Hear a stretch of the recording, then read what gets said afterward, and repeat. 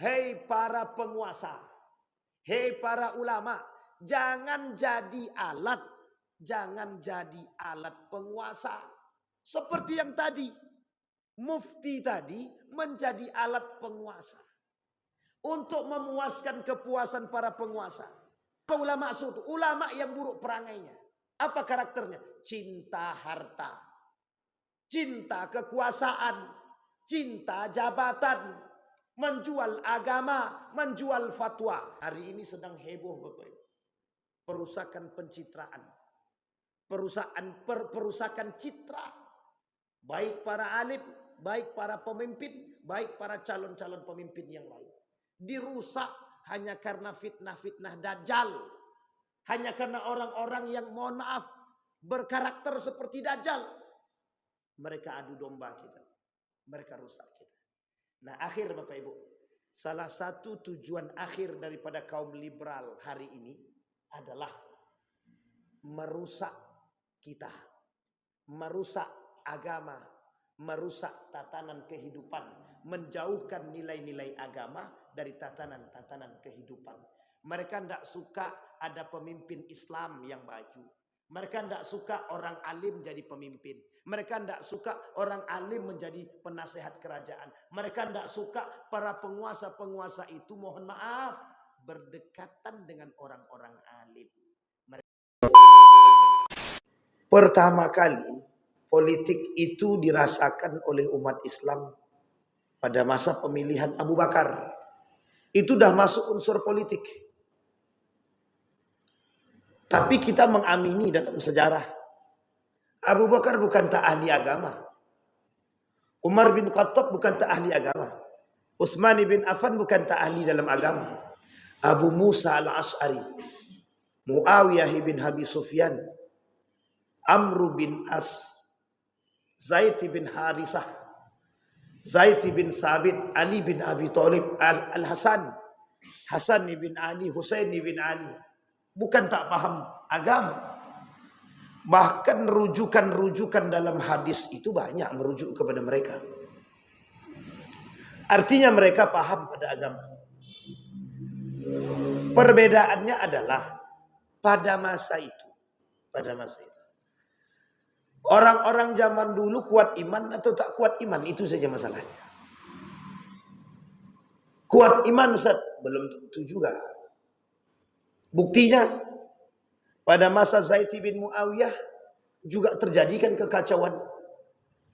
Pada Al-Amin setelah Harun Ar-Rasyid juga terjadi kekacauan.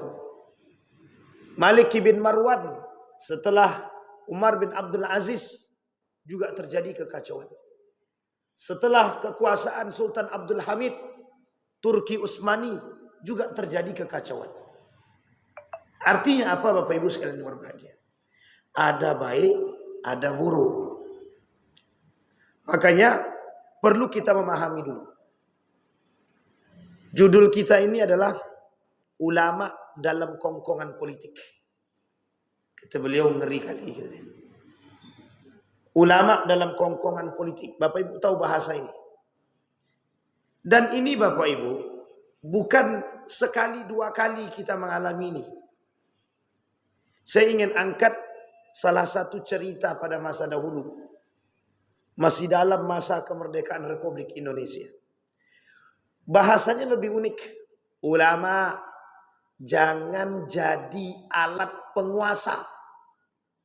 Ulama jangan jadi alat penguasa. Pertanyaannya kok bisa kita sampai ke sana? Ya kita harus pahami dulu. Ulama itu Bapak Ibu terbagi dua. Satu ulama Rabbani, yang kedua ulama su. Kata Ibnul Jauzi, satu ulama dunia, satu lagi ulama akhirat.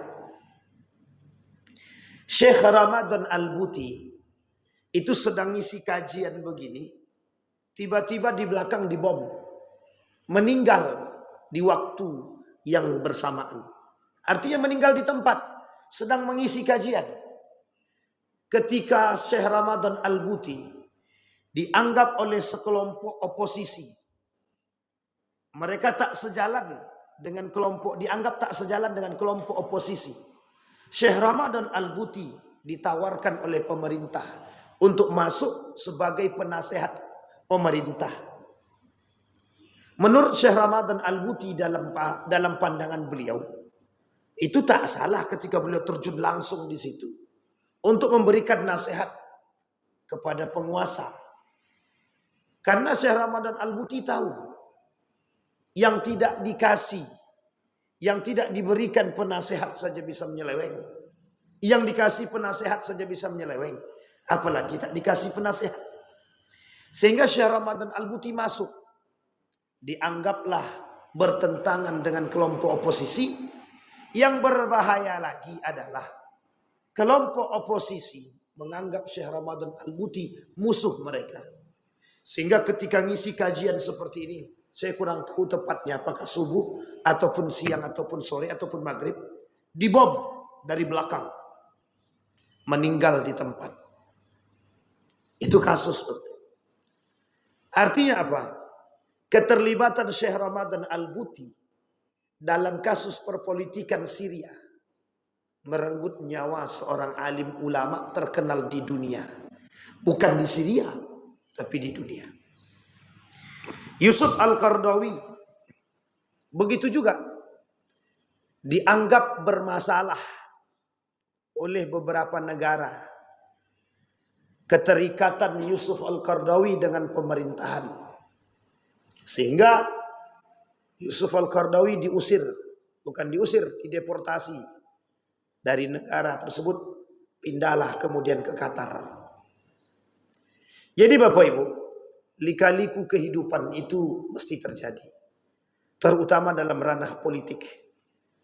Yang harus kita garis bawahi hari ini, hati-hati campur tangan ajen-ajen Dajjal di dalam unsur politik yang tidak menginginkan campur tangan ulama di dalam perpolitikan.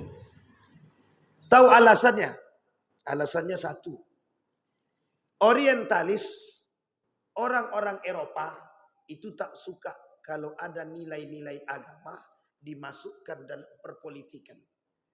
Sehingga ketika ada nilai agama dibawa ke dalam unsur perpolitikan, bagi mereka merusak tatanan politik. Sehingga ulama yang masuk ke dalam politik, apa kata mereka? Hei ulama, jangan berpolitik. Kalau Anda berpolitik hancur. Bukan yang hancur cuman Anda saja. Bahkan semuanya bisa hancur. Nah, inilah Bapak Ibu yang menjadi persoalan kita hari ini. Lawan kita bukan ulama. Lawan kita bukan orang alim. Lawan kita bukan pemerintah. Lawan kita tagline yang tadi kita sebutkan. Hei para alim, hei ulama, jangan campuri urusan politik. You cukup berdakwah. Dalam dakwah you tak usah pakai bawa-bawa politik. Kaji ajalah tentang sholat, ibadah. Sehingga Bapak Ibu boleh cek hari ini. Sedikit sekali ulama yang berbicara tentang politik. Rata-rata takut berbicara tentang politik. Padahal dianjurkan Bapak Ibu. Kenapa? Di dalam perpolitikan itu subhatnya banyak. Haramnya juga banyak. Sehingga butuh orang yang bisa menentukan garis lurus. Yang jelas. Yang menghilangkan subhat dan keharaman. Misal. Ada ulama masuk dalam politik misal. Tahu dia suap itu haram. Kira-kira bisa enggak ulama tadi menangkal suap itu haram? Bisa enggak ulama tadi mengatakan kepada masyarakat, masyarakat, suap itu haram. Masyarakat, kalau ada orang saling sikut menyikut dalam pilkada, itu haram. Jadi nilai begini yang digeser oleh kaum liberal itu. Makanya kita sekarang anti dengan melihat ulama berpolitik itu, kita anti. Anti kita. Nanti bentar lagi hancur dia tuh. Udah kayak Tuhan aja. Mengatakan ulama itu hancur. Maka Bapak Ibu, kriterianya kita sampaikan di awal. Ulama itu ada dua. Satu ulama Rabbani, yang kedua ulama su. Yang hancur itu ulama mana? Ulama su. Ulama yang buruk. Ulama yang mohon maaf perangainya tak baik. Tapi kalau ulama ini baik, itu kita butuhkan. Ulama yang tidak mengejar dunia, ulama yang tidak mau dibeli oleh harta, ulama yang tidak mau disuap, ulama yang kokoh pendirian. Jangan salah Bapak Ibu. Pada masa pada masa Harun Ar-Rasyid, Harun Ar-Rasyid meminta fatwa kepada ulama. Ulama tersebut duduk menjadi penasehat. Tujuannya cuma satu. Kata Harun Ar-Rasyid, kalau lidahku salah, kalau kebijakanku tak tepat, maka Anda sebagai seorang alim, ulama, wajib membenarkan kesalahanku. Kita butuh yang seperti itu hari ini. Jangan anti, biarkan para alim ulama kita masuk dalam kontestan politik, tak ada masalah. Hari ini kita ambil contoh. Ada Ustadz Abdul Somad, ada Dr. Mawardi Muhammad Saleh, ada Ustadz Ahmad Tirmizi, ada Ustadz Edi Azhar dan lain sebagainya. Berpolitik semua. Masalahnya, salahkah? Tak salah. Bolehkah? Boleh. Masalahnya mereka masuk dalam kategori yang mana? Ulama garis lurus atau ulama garis bengkok? Itu yang menjadi persoalan kita hari ini. Bapak Ibu sekalian yang berbahagia. Karena Bapak Ibu, di akhir zaman itu carut marut itu sudah terjadi. Perang politik, perang pemikiran, perang ekonomi, perang pendidikan, semua masuk. Kalau kita tak punya orang yang alim, yang mengerti, yang punya kebijakan yang kuat, yang tegas, yang berani, kita hancur, kita roboh, kita habis. Sekarang Bapak Ibu bayangkan, ada calon pemimpin tapi tak mengerti agama sama sekali. Ada calon pemimpin tapi rusak agamanya. Kira-kira makin lurus apa makin hancur? Uang pemimpin yang mengerti agama aja hancur, apalagi tak mengerti. Kalau pemimpin tidak mengerti agama, maka kita butuh ada penasehat-penasehat keagamaan. Nah, saya ambil contoh Bapak Ibu. Dulu Bapak Ibu, ini penting untuk saya katakan. Dulu Bapak Ibu, ada tokoh, ini bisa kita sebut namanya karena sudah tertulis. Pada masa sebelum kemerdekaan Republik Indonesia, di negeri kita ini, ada seorang ulama yang ketika itu keturunan Arab menjadi mufti Betawi. Menjadi mufti Betawi. Pada masa itu, dalam kitabnya Hos Cokro Aminoto, Perjuangan Hos Cokro Aminoto, yang dikarang oleh Mula Warman. Apa kata beliau? Pada masa itu, ada seorang mufti Arab. Mufti Arab. Yang mufti Betawi ini, dari keturunan Arab ini, termasuk dalam kategori seorang alim dan ulama. Karena mufti dia. Apa yang terjadi Bapak Ibu sekalian yang berbahagia? Mufti ini ternyata tidak suka dengan munculnya serikat dagang Islam. Yang pada akhirnya berubah menjadi serikat Islam. Saman Hudi, tahu Saman Hudi Bapak Ibu?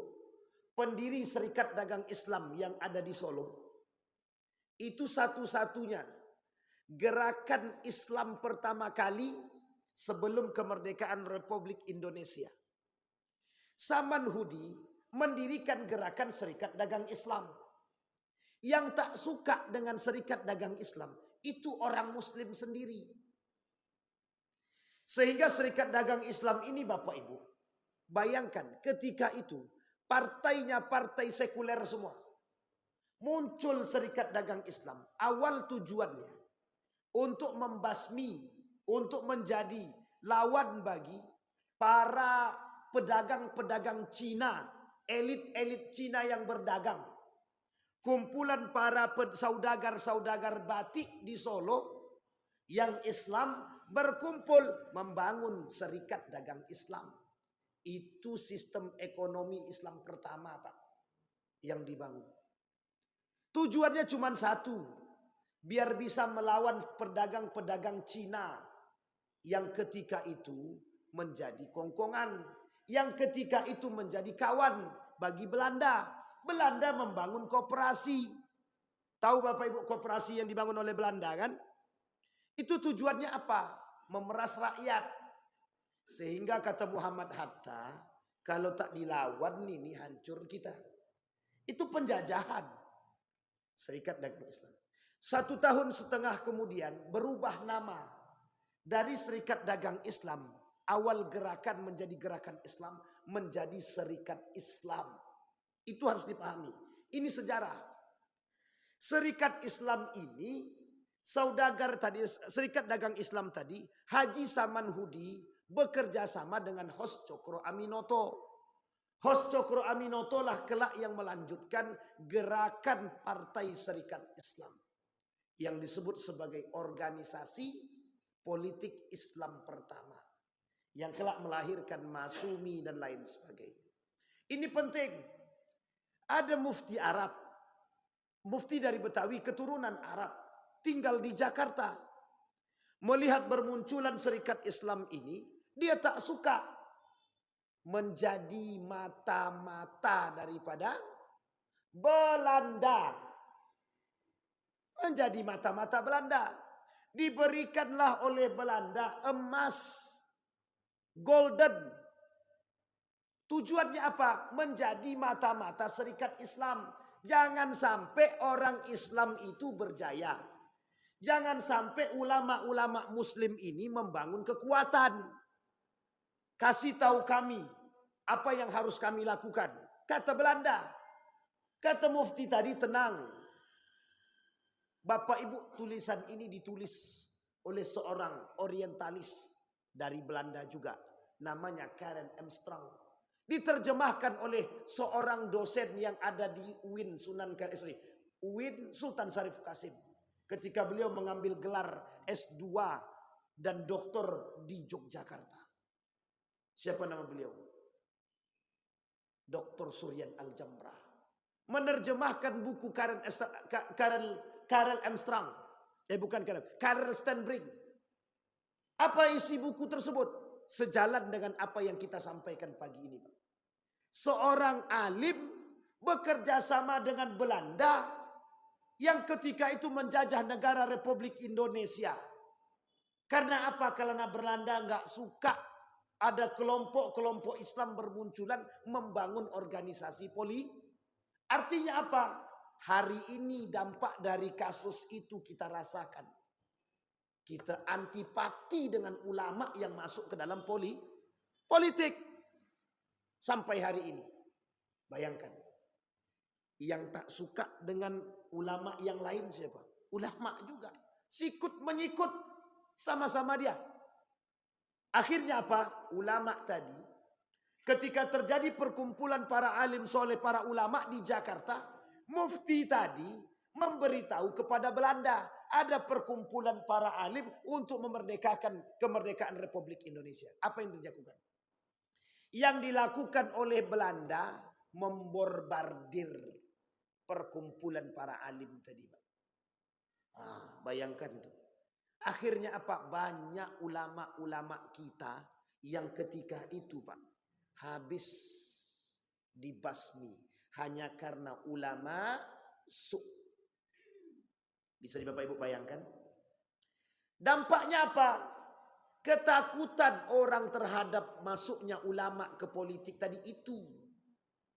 Sehingga masyarakat berpikiran, tidak usahlah ulama itu berpolitik. Cukuplah ulama itu berdakwah saja. Coba bayangkan. Dampak dari perkataan itu dari dulu sampai sekarang. Banyak para alim ulama yang tidak bisa mengambil kebijakan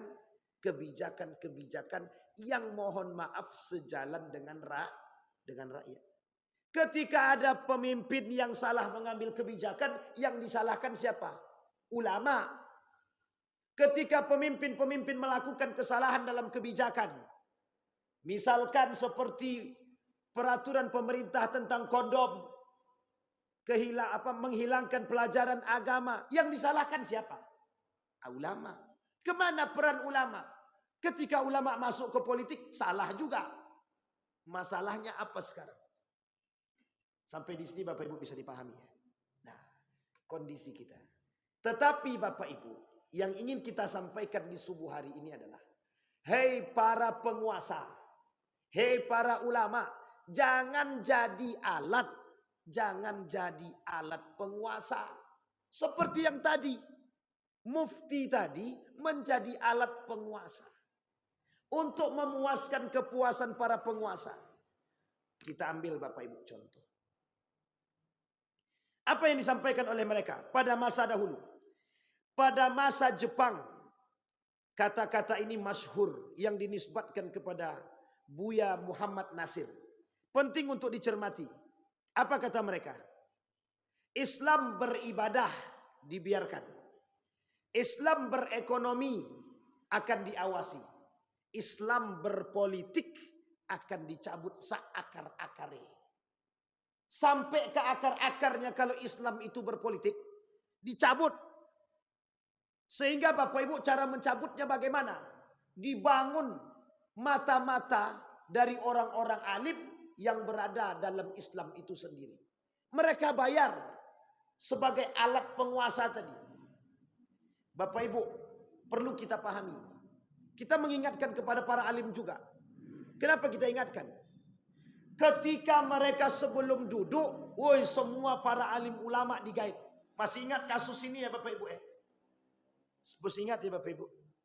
Ketika mohon maaf para pemimpin kita mau naik jadi pemimpin, woi semua pondok pesantren dijajarin Pak. Dicari itu kiai-kiai pondok tadi. Bantu kami. Kami akan siapkan. Pokoknya Islam bersama kami. Duduk mereka. Hilang Pak.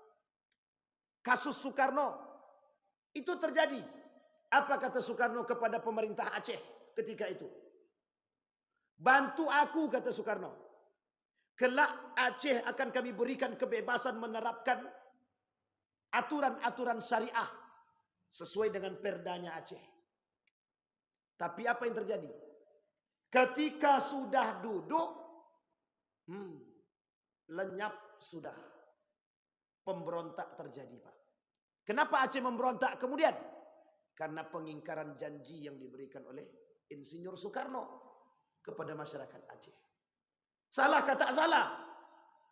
Kasman Singadimejo dijanjikan oleh Soekarno. Ketika dalam kasus Pancasila. Pada poin yang pertama. Dalam poin yang pertama itu panjang Pak. Dalam Pancasila kita itu panjang. Sebentar Bapak Ibu. Nih. Di dalam Pancasila, Undang-Undang Dasar kita itu, 1945 itu Bapak Ibu, kalimat pertamanya, ada 7 kalimat yang dihapus oleh Kasman Singadimejo. Sebentar. Kalimat tersebut tentang mengatakan diberikan kebebasan, keutuhan dan kewajiban menjalankan syariat Islam bagi pemeluk-pemeluknya. Kalimat itu dirubah Bapak Ibu dengan kalimat yang lebih sederhana. Ketuhanan yang Maha Esa. Tahu ya Bapak Ibu ya? Itu yang punya ide Kasman Singadimejo. Dijanjikan oleh Insinyur Soekarno, nanti kalau sudah selesai, ini kan undang-undang sementara. 6 bulan kemudian kita bentuk MPR. Setelah itu para tuan-tuan guru kiai-kiai silahkan perjuangkan kembali. Apa yang terjadi? 6 bulan kemudian terbentuk MPR. Apa kata Kasman Singadimejo? Janji itu lewat begitu saja. Itu pada masa Insinyur Soekarno Pak. Itu Kasman Singadimejo yang membujuk Hadikusumo. Apa bujukannya? Agar merubah kalimat yang tadi menjadi ketuhanan yang Maha Esa. Berapa kali terjadi perubahannya? 3 kali Pak. Jadi kalimat ketuhanan yang Maha Esa itu 3 kali perubahannya. Yang pertama taruh di atas, yang kedua pindah ke bawah, yang ketiga naik lagi ke atas dan dirubah bahasanya. Nah, coba Bapak Ibu bayangkan. Janji Itu pernyataan langsung. Maka Bapak Ibu sekalian yang berbahagia. Masalah Pak, masalah. Yang kita takutkan itu tadi. Maka hari ini Bapak Ibu tugas kita mencetak ulama-ulama yang betul-betul alim. Maka kalau kita punya alim ulama yang baik, itu harus kita majukan hari ini. Harus. Biar mereka naik ke atas. Agar bisa memegang. Tapi Bapak Ibu, kalau tak punya kekuasaan kita, jangan salah kalau kita diinjak-injak. Makanya mohon maaf, kenapa hari ini khamar itu, minuman-minuman keras itu tidak hilang? Karena kebijakannya bukan dihapus. Kebijakannya tidak dihapus. Jangan ada yang menjual khamar, udah perintah begitu saja. Tapi coba keluarkan undang-undangnya. Coba keluarkan peraturan tertulisnya. Semua toko haram jual khamar. Semua barang-barang kamput dan lain sebagainya masuk ke Indonesia. Tutup. Selesai Pak. Selesai. Yang tahu itu siapa? Yang tahu kalau khamar itu haram siapa? Alim ulama. Maka kita butuh dua. Maka Bapak Ibu kita harus paham dulu. Ulama yang seperti apa? Maka bermunculan hari ini Bapak Ibu alhamdulillah. Saya senang. Sekarang bermunculan. Ada podcast-podcast tertentu. Bagaimana peran ulama dalam pilkada. Bolehkah ulama berpolitik? Bolehkah ulama mendukung? Bolehkah ulama menjadi penasehat? Bolehkah ulama menjadi mufti? Wah, itu bagus Pak. Itu yang kita harapkan dari dulu. Kadang kita terlambat. Karena kita sudah tahu carut marut hancur. Sudah berdampak barulah kemudian kita mau sadar. Berhasillah kaum liberal. Kaum liberalisme, sekulerisme. Menjauhkan nilai-nilai agama dari apa? Sisi kehidupan kita umat muslim. Berhasil. Antipati masyarakat terhadap alim ulama yang berpolitik berkurang. Maka mohon maaf kasus Zainuddin MZ. Ketika beliau masuk ke dalam partai, hilang setengah pengikutnya, Pak. Setengah pengikutnya hilang. Dikecam, dicaci, dicela, dimaki semua. Sama Pak. Dr. Mawardi Muhammad Saleh masuk politik, dikecam. Ustadz Abdul Somad membantu, dikecam. Ahmad Tirmizi dikecam, Syekh Ramadan Al-Buti diancam, dan lain sebagainya. Kita belum melihat keluar Pak, kita masih di dalam. Bayangkan Pak, negara Palestina yang hari ini kita agung-agungkan, yang dibombardir oleh Israel, itu membutuhkan apa? Para pemimpin-pemimpin yang alim, yang berani, yang bijak. Coba kalau pemimpinnya liberal, dijualnya Palestina itu Pak sama Israel. Ambil aja lah. Itu bayangkan Pak. Kalau tidak dijual habis. Bapak Ibu boleh lihat kan. Apa yang kita lihat hari ini? Ketidakterlibatan para alim ketika di kerajaan Saudi. Tidak boleh terlibat. Para alim tidak boleh terlibat. Apa yang terjadi? Liberalisasi negara terjadi. Rusak. Rusak. Nah Bapak Ibu sekalian yang berbahagia. Maka pada subuh hari ini kita jelaskan terlebih dahulu. Ada dua ulama tadi, su' dan ulama rabbani. Ulama yang su' adalah, kita kaji ulama su' dulu. Ulama su'. Kriterianya, jangan cepat-cepat kita katakan, oh ulama itu masuk dalam politik, dia ulama su' berarti. Tidak. Tidak semuanya. Satu, karakter ulama su'. Apa ulama su'? Ulama yang buruk perangainya. Apa karakternya? Cinta harta. Cinta kekuasaan. Cinta jabatan. Menjual agama. Menjual fatwa. Ini penting Bapak Ibu. Ini saya kasih contoh. Dulu Bapak Ibu. Saya tak sebutkan inisial. Dulu Bapak Ibu. Ada salah seorang tokoh agama. Salah seorang tokoh agama. Ketika salah seorang tokoh agama ini menduduki posisi yang baik dalam lingkaran para alim ulama.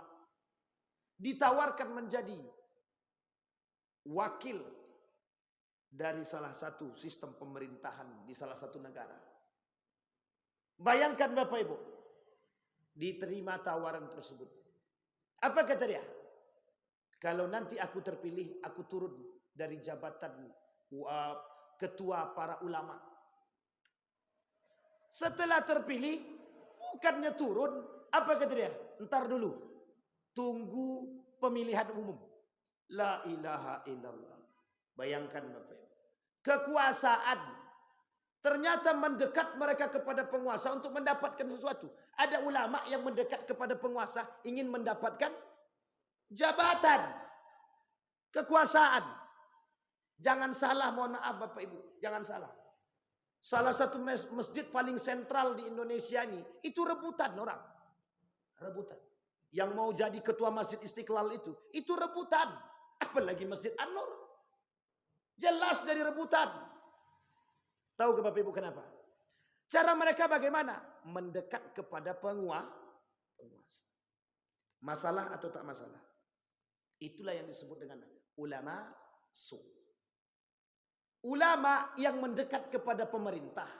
Ulama yang mendekat kepada penguasa demi kekuasaan. Demi jabatan. Demi dunia. Demi mengamankan usaha dia. Demi harta. Demi perpolitikan. Mereka mendekat. Ini ciri-ciri ulama su. Kalaulah ulama ini yang masuk dan mendekat kepada penguasa, maka bisa kita katakan suara mereka pasti akan dibeli. Dan ulama seperti inilah yang kita sebut menjadi alat penguasa. Kenapa kita katakan menjadi alat penguasa? Karena yang bakal menjadi juru bicara. Sudah kita lihat Pak. Sudah banyak contohnya di negara Republik Indonesia ini. Ketika kita mengkritik penguasa tersebut, muncul ulama tadi di depan. Apa kata dia? Siapa yang menyalahkan para pemerintah? La haula wala quwata illa billah. Akhirnya apa yang terjadi? Karena sudah disuapi, dikasih makan, dikasih kekuasaan, dikasih jabatan, dikasih harta. Mohon maaf, lidah alim ulama tadi tak bisa berbicara. Tak bisa membenarkan, tak bisa menyalahkan. Kenapa? Karena lidah dia sudah, karena lisan dia sudah, karena mereka sudah dibeli suara mereka. Sehingga bagi mereka bisa mengeluarkan fatwa-fatwa yang dikehendaki oleh pemerintah atau penguasa. Ini masalah Pak. Satu. Itu ulama su. Yang kedua, ada namanya ulama Rabbani. Ulama Rabbani, ulama yang cinta akhirat. Ulama-ulama akhirat. Ini yang kita harapkan Bapak Ibu.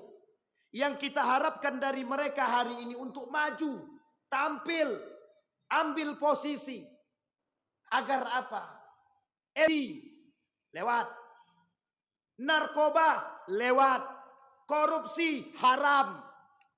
Berani mereka mengharamkan. Harus begitu, iya. Buktinya.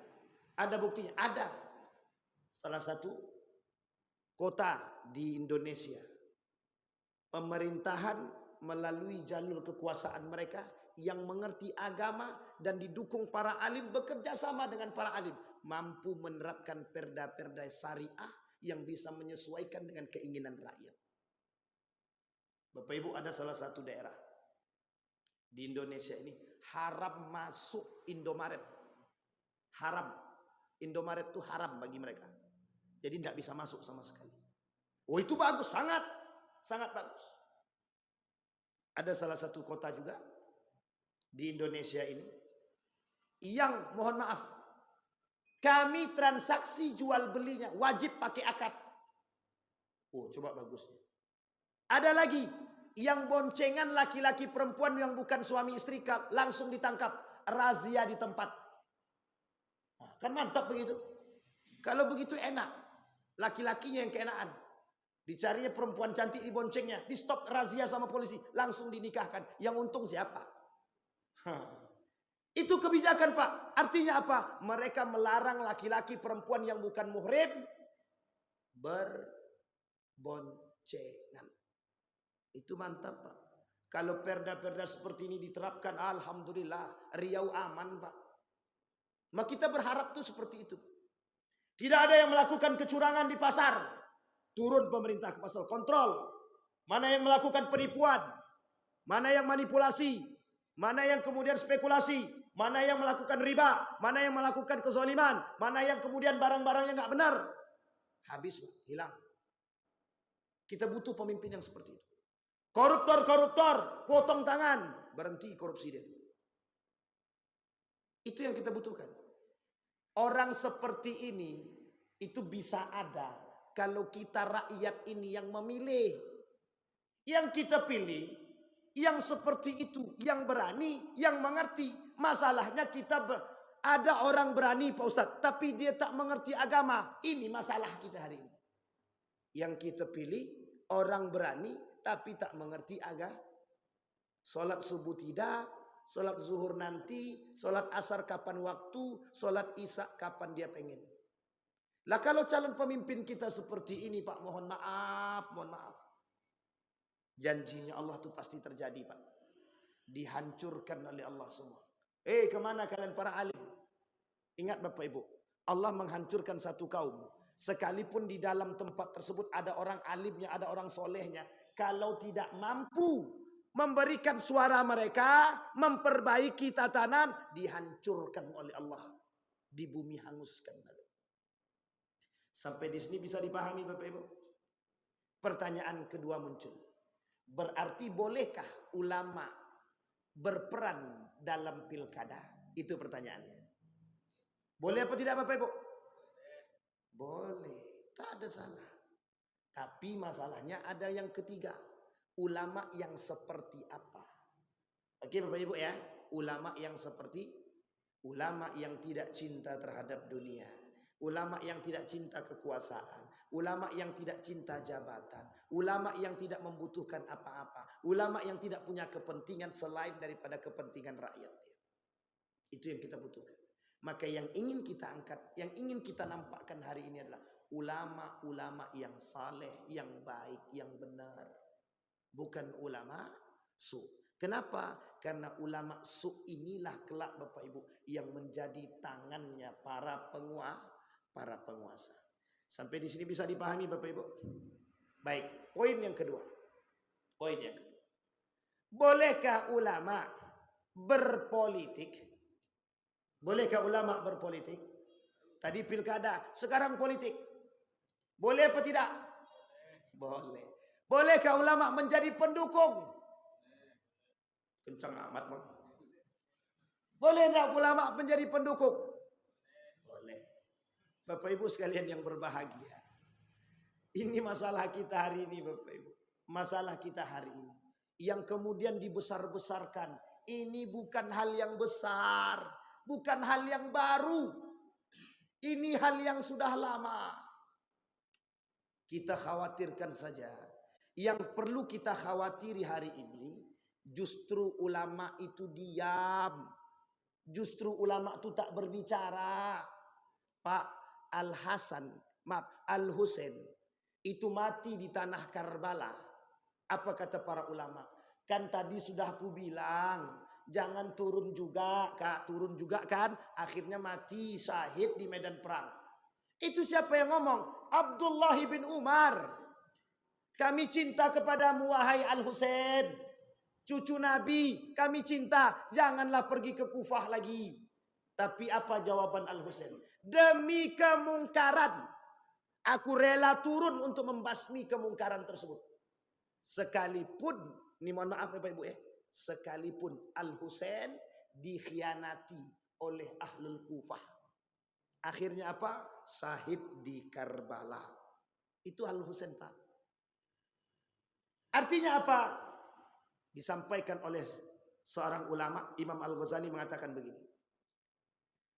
Kehancuran satu kaum disebabkan kehancuran para pemimpin.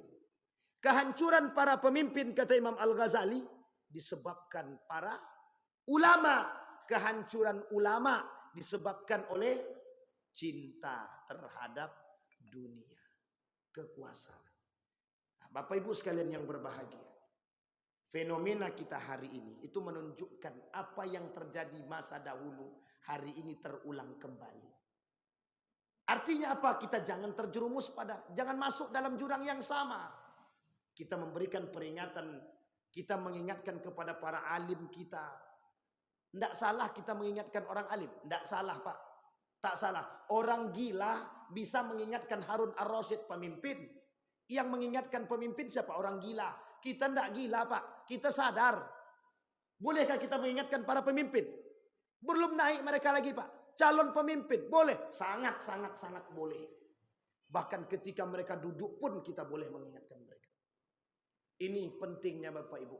Membangun komunitas yang baik Pak. Sehingga Bapak Ibu sekalian yang berbahagia. Yang dilarang oleh agama adalah, ini yang dilarang Pak. Yang dilarang oleh agama adalah bermunculannya para alim-alim yastaruna bi ayati zamanan qalila. Mereka pergunakan ayat-ayat Allah, mereka pergunakan ayat-ayat Al-Quran hanya untuk kepentingan penguasa, hanya untuk kepentingan sesaat, hanya untuk kesenangan sesaat, hanya karena dunia. Itu yang dilarang oleh agama. Apa ancaman bagi mereka? La yukallimuhumullah. Allah tak mau berbicara dengan mereka. Yang kedua, wala yuzakkihim. Allah tak mau mensucikan mereka. Wala yanzuru ilaihim. Allah tak mau melihat mereka. Walahum azabun alim. Bagi mereka azab yang sangat pedih. Yang kelima, adkhalahu al-jahannam. Allah masukkan mereka ke dalam neraka jahanam. Wa yal'anuhumul la'inun. Allah laknat mereka. Allah melaknat mereka. Maka Bapak Ibu sekalian yang berbahagia, bayangkan kalau mohon maaf para alim-alim kita tidak naik, tidak muncul, tidak nampak, tidak memberikan dukungan, tidak memberikan suara. Mohon maaf. Bersiaplah, kita akan mulai dipimpin para pemimpin-pemimpin yang zalim. Pemimpin yang zalim. Sudah terjadi, sudah.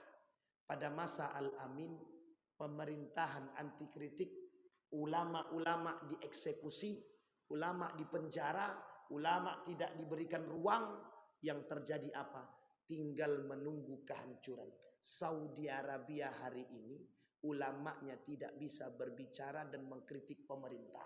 Kalau mereka kritik pemerintah, ulamanya ditangkap, dimasukkan ke dalam penjara. Jadi ulama hari ini apa? Disuruh tidak boleh berbicara. Soeharto. Kapan Soeharto dekat dengan ulama?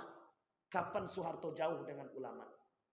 Pada masa siapa para ulama dikatakan teroris? Apa jawaban Amerika kepada Soeharto?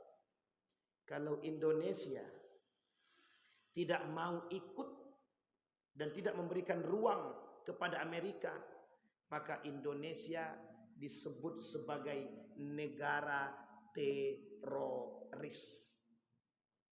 Siapa yang menentang ketika itu? Yang menentang adalah para pimpinan-pimpinan pesantren. Apa yang dilakukan oleh Amerika terhadap para orang-orang Islam di Indonesia, terkhusus yang di pesantren, dicap sebagai teroris. Apa yang dilakukan oleh Soeharto? Tangkap pimpinan-pimpinan pondok, tangkap. Itu teroris. Siapa yang memberikan perintah? Yang memberikan perintah? Amerika Serikat.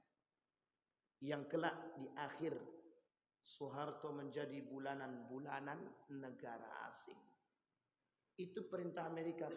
Bayangkan Pak, Indonesia, Amerika ingin memasukkan paha ayam, paha sampah sekitar 40.000 ton ke Indonesia untuk dikonsumsi, biar dikonsumsi. Itu sampah Pak, yang berpenyakit.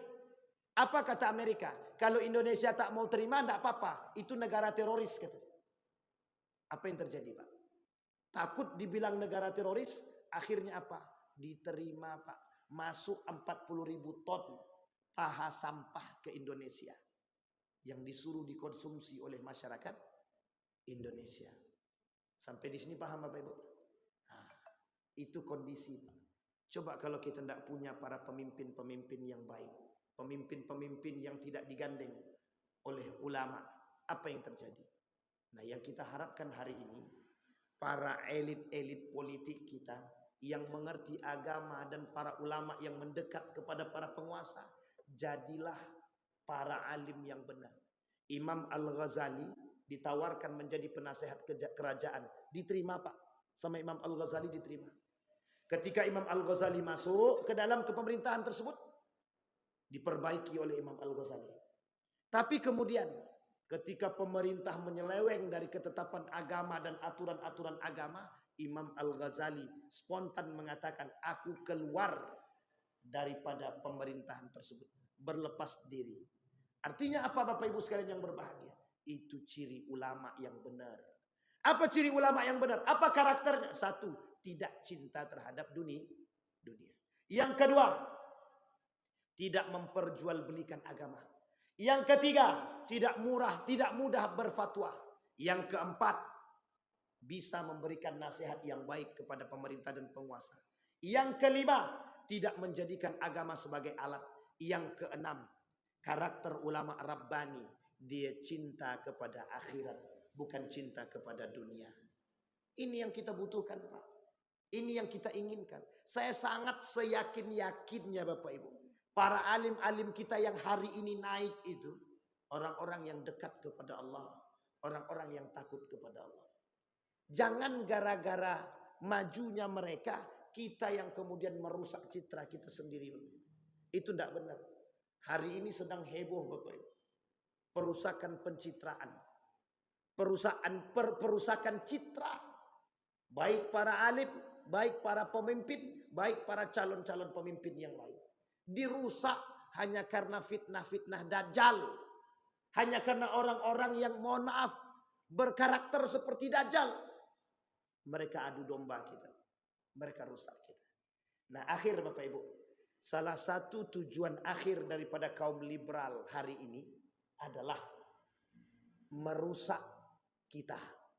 Merusak agama, merusak tatanan kehidupan, menjauhkan nilai-nilai agama dari tatanan-tatanan kehidupan. Mereka tidak suka ada pemimpin Islam yang maju. Mereka tidak suka orang alim jadi pemimpin. Mereka tidak suka orang alim menjadi penasehat kerajaan. Mereka tidak suka para penguasa-penguasa itu mohon maaf berdekatan dengan orang-orang alim. Mereka tidak mau Pak. Mereka tidak suka. Sehingga mohon maaf. Yang tersandra adalah para penguasa-penguasa yang tadinya hendak mendekat kepada para alim, tapi jauh karena sistem yang dibuat oleh kelompok-kelompok liberal tadi. Maka Bapak Ibu sekalian yang berbahagia, kita berdoa kepada Allah. Mudah-mudahan kita dianugerahkan oleh Allah pemimpin yang adil, pemimpin yang alim, pemimpin yang mohon maaf bergandeng dengan para alim kita. Yang betul-betul kuat, yang betul-betul alim. Bukan alimnya karena sesuatu, bukan alimnya karena dunia, bukan alimnya karena apapun. Tapi mereka alim karena mereka cinta kepada Allah. Mereka takut kepada Allah. Mereka kuat karena ingin memberikan dan membangun kembali negara-negara. Apalagi negara kita nih Pak, Melayu. Yang terkenal dengan mohon maaf, tagline-nya Pak. Melayu itu apa namanya? Yang paling kuat dengan agamanya. Melayu nih kuat dengan agamanya. Adat bersanding syarak. Kata mereka begitu. Pertanyaannya adalah, kalau tidak ada nilai-nilai agama di sini, berarti kemana bersanding syaraknya? Hilang kalimat itu. Adat bersanding syaraknya sudah tak lagi.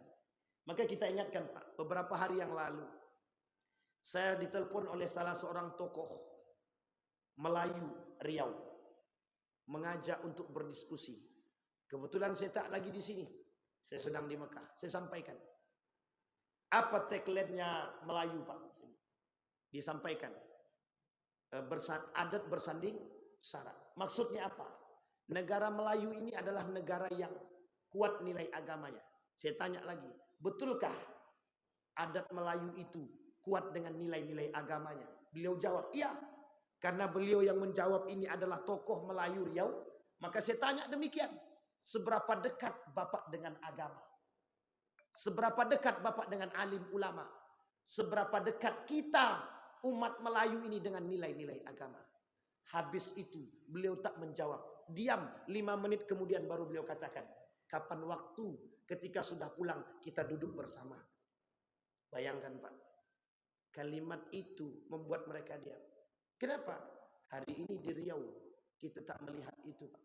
Kita tak melihat itu. Yang kita lihat apa? Para penguasa-penguasa yang mohon maaf, mereka mengisi perut mereka. Mereka ingin memenuhi perut-perut mereka. Kepentingan-kepentingan elit politik. Sehingga yang menjadi dampak siapa kita. Bapak Ibu jangan mau diadu domba. Jangan mau diadu domba. Ingat. Karena alim kita yang maju, mereka tidak suka. Caranya apa? Mereka akan adu domba kita untuk saling berkelahi, bertengkar, menghina, mencaci, memaki. Sekarang ada 2 kubu. Di dalam 2 kubu ini ada alimnya. Dr. Mawardi Muhammad Saleh, Ustadz Abdus Somad. Yang diajak bertengkar siapa? Kita yang di bawah ikut-ikutan. Mencela Ustadz Abdus Somad. Mencela Dr. Mawardi Muhammad Saleh. Ingat Bapak Ibu, ingat. Kita butuh mereka untuk mengambil kebijakan. Kalau mereka tak duduk, mohon maaf Bapak Ibu. Sulit bagi kita untuk mengambil kebijakan yang sejalan dengan nilai-nilai agama. Baik Bapak Ibu, ada pertanyaan sampai di sini Bapak Ibu? Silakan Bapak Ibu yang ada pertanyaan. Ini agak aman sedikit atau agak paten sedikit. Baik. Ada pertanyaan Bapak Ibu? Kalau tidak ada kita berdoa kepada Allah. Mudah-mudahan apa yang kita sampaikan di subuh hari ini, mudah-mudahan bisa menjadi pandangan bagi kita untuk bisa kemudian kita melahirkan generasi-generasi yang alim, yang soleh, yang baik, yang benar. Kita berharap dan berdoa kepada Allah. Mudah-mudahan anak-anak cucu kita, seperti yang dikatakan Ustadz Dr. Adi Hidayat, kalaulah Anda tidak penghafal Quran, paling tidak Anda punya anak penghafal Quran. Kalaulah anak Anda tidak penghafal Quran, paling tidak cucu Anda penghafal Quran. Sama Pak, kalimat itu kita ulang dengan narasi yang berbeda. Hari ini kita berpikir bersama, melahirkan ulama-ulama yang alim, yang saleh. Kalaulah Anda tidak alim, paling tidak anakmu alim. Kalau tidak anakmu yang alim, maka cucumu yang bakal menjadi alim yang saleh. A'udzubillahi minasyaitonirrajim. Bismillahirrahmanirrahim. Alhamdulillahirabbil alamin. Hamdas syakirina hamdan na'imin. Hamdan yuwafi ni'amahu wa yukafi'u mazidan. Ya Rabbana lakal hamdu kama yanbaghi li jalali wajhikal karim wa azimi sultanik. Allahumma salli ala Muhammad wa ala ali Muhammad fil alamin innaka Hamidum Majid. Allahumma ya Rahman, Allahumma ya Fattah, Allahumma ya Aziz, ya Ghafar, ya Rabbal Alamin. Allahumma ighfir lana dhunubana wa dhunuba walidina warhamhuma kama rabbayana sighara. Allahumma a'inna ala dhikrika wa syukrika wa husna ibadatik. Allahumma ansur man nasara ad-din wa akhdhul man khadhal muslimin. Allahumma a'inna ala dhikrika wa syukrika wa husna ibadatik. Allahumma aslih akhlaqa syababal muslimina wal muslimat wal mu'minina wal mu'minat. Allahumma rzuqna imaman adilah. Allahumma rzuqna imaman adilah.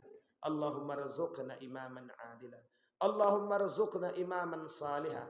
Fa aslih imamana ya rabbal alamin. Fa aslih ra'iyatana ya rabbal alamin. Fa aslih khalifatana ya zal jalali wal ikram. Allahumma rabban nas adhibil ba'sa. Ishfi li jami'i maradil muslimina wal muslimat wal mu'minina wal mu'minat birahmatika ya zal jalali wal ikram. Allahumma ansur man nasara ad-din wa akhdhul man khadhal muslimin. Allahumma ansur ikhwanana al-mujahidin fi Palestin wa fi Gaza wa fi kulli makan. Allahumma dammiril yahud. Allahumma dammiril yahud. Allahumma ahlikil kafarata wal mubtadi'ata wal musyrikin. A'da'aka a'da'ad-din. Allahumma ja'al ahlana min ahli al-Qur'an waj'al ahillatana min ahli al-Qur'an alladhina nahnu khasatuka wa ahluka ya rabbal alamin. Rabbana hab lana min as-salihin. ربنا هب لنا من أزواجنا وذرياتنا قرة أعين واجعلنا للمتقين إماما. اللهم فقهنا في الدين وعلمنا التأويل. اللهم اجعل تجمعنا تجمعا مرحوما واجعل تفرقنا من بعده تفرقا معصوما.